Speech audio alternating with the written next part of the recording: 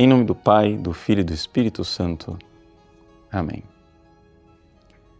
Meus queridos irmãos e irmãs, hoje nós celebramos a memória de São José de Anchieta, o apóstolo do Brasil.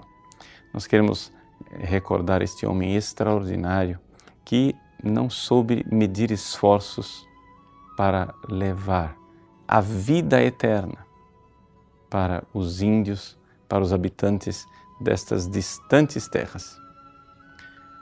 José nasceu nas Canárias, depois foi educado em Portugal, na Faculdade de Coimbra, onde ele conheceu os jesuítas. Sempre foi de saúde um pouco frágil e veio ainda como seminarista para o Brasil. Ele sofria de arca caída, esse era o diagnóstico médico da época. Isso quer dizer que ele sempre foi um pouquinho corcunda e sempre teve dificuldades. Mesmo assim, palmilhou esta terra com um esforço heróico. A pé, ele verdadeiramente percorreu o Brasil conhecido daquela época. E fez um esforço de enculturação tal que, aprendendo a língua dos nativos, ele foi o primeiro a escrever uma gramática tupi.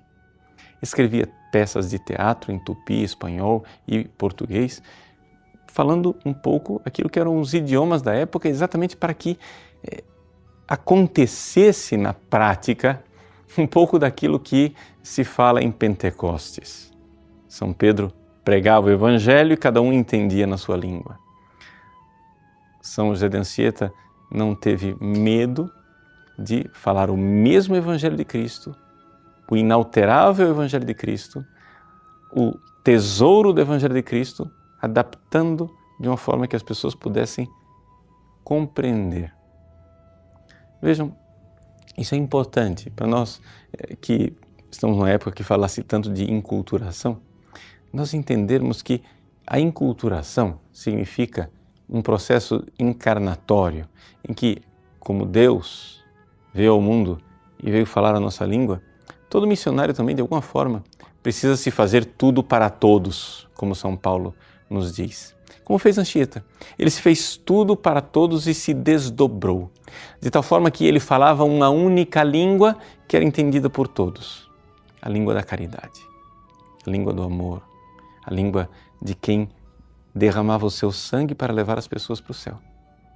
Essa é a verdadeira enculturação, sem alterar a doutrina, sem alterar o catecismo.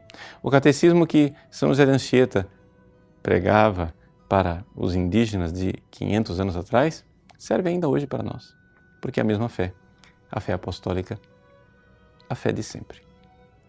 E, no entanto, este homem, apóstolo do Brasil, que se entregou, ele saiu de suas terras porque acreditava numa coisa. Ele acreditava que estes pobres homens e mulheres, se morressem longe do conhecimento do Evangelho, da luz de Cristo e do batismo, se perderiam no inferno. Nossa Senhora de Fátima mostrou aos pastorinhos uma visão do inferno. Ela disse: vistes o inferno, para onde irão os pecadores? É para que essas almas sejam salvas que Deus quer estabelecer no mundo a devoção ao meu imaculado coração.